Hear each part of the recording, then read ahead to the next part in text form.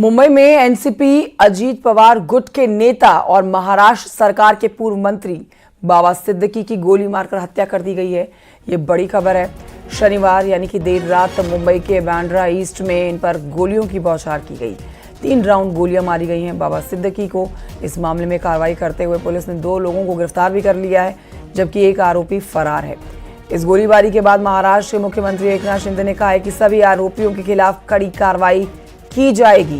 इस पूरी वारदात को तब अंजाम दिया गया जब शनिवार को बाबा सिद्दीकी करीब 9:15 बजे अपने बेटे के ऑफिस से निकल रहे थे। कार में सवार होकर आए 3 शूटरों ने उनकी छाती पर 3 राउंड गोलियां फायर की हैं। 2 गोली उनके सीने पर जा लगी है और जिससे उनकी ऑन स्पॉट डेथ हो गई, लेकिन उनको अस्पताल ले जाने की कोशिश की गई, जहां पर डॉक्टर्स ने उन्हें मृत घोषित किया। इसमें आपको जानकारी दे देते हैं, 2 आरोपी जो पकड़े गए हैं, एक हरियाणा का है और एक उत्तर प्रदेश का है, जबकि एक फरार है।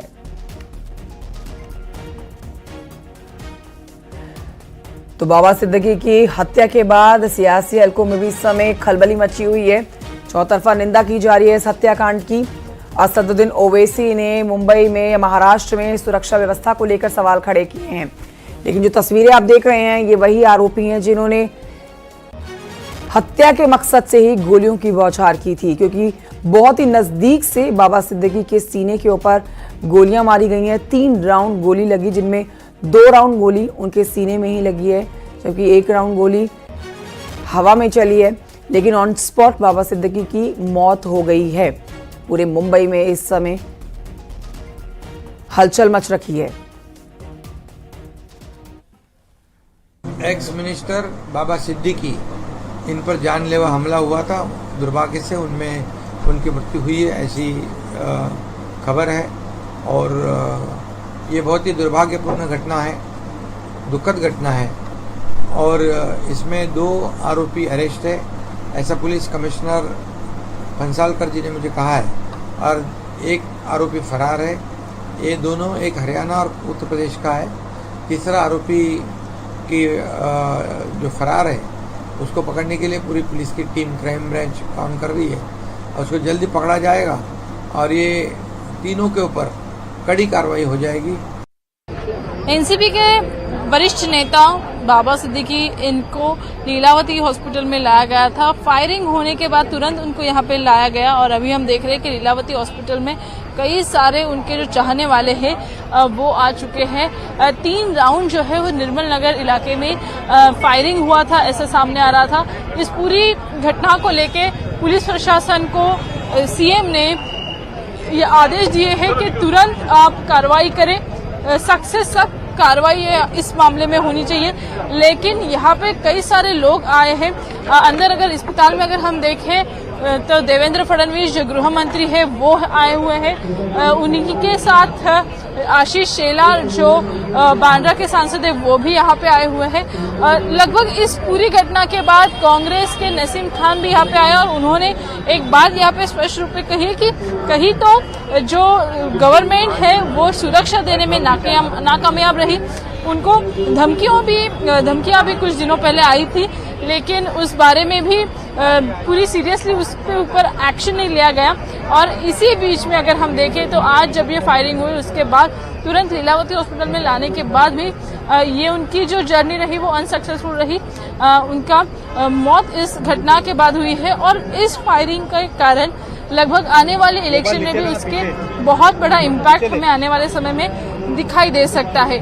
वीडियो जर्नलिस्ट अविनाश के साथ सुष्मिता भदानेवाड़ी, न्यूज़ 18। तो बाबा सिद्दीकी हत्याकांड से जुड़ा बड़ा अपडेट आप तक पहुंचा देते हैं। बाबा सिद्दीकी हत्याकांड में कुल 4 शूटर शामिल थे। सोर्सेज के मुताबिक जो जानकारी मिल रही है, 4 शूटर शामिल थे, जिनमें 2 पुलिस गिरफ्तार कर चुकी है। एक शूटर 3 शूटरों को जानकारी दे रहा था। 3 शूटर जिन्होंने बाबा सिद्दीकी को बहुत ही नजदीक से गोली मारी, ये तीनों एक शूटर को जानकारी दे रहे थे। फोन पर बाबा सिद्दीकी की जानकारी दे रहा था ये शूटर, बाबा सिद्दीकी की लोकेशन की जानकारी दे रहा था। और देखिए, ये 4 शूटर आप कह सकते हैं, जिनमें अभी 2 पुलिस के हत्थे चढ़े हैं और 2 इस समय पुलिस के हत्थे नहीं चढ़े हैं, जिनको पकड़ने के लिए लगातार कोशिश की जा रही है। जो जानकारी पहले थी उसके मुताबिक 3 शूटर थे, लेकिन अब ये बड़ा अपडेट आप तक पहुंचा रहे हैं 4 शूटर, क्योंकि इन तीनों को अपडेट करने वाला भी एक शख्स वहां पर मौजूद था, जिसकी गिरफ्तारी के लिए भी अब लगातार दबिश दी जा रही है। बाबा सिद्दीकी पर हमला करने वाले 3 शूटर चेहरे पर रुमाल बांधकर आए थे। पुलिस ने 2 आरोपियों को गिरफ्तार कर लिया है। गिरफ्तार आरोपियों में से एक उत्तर प्रदेश का है, जबकि दूसरा हरियाणा का है। इस घटना के बाद से मुंबई पुलिस की 5 टीम और क्राइम ब्रांच की टीम इस पूरे मामले की जांच कर रही है।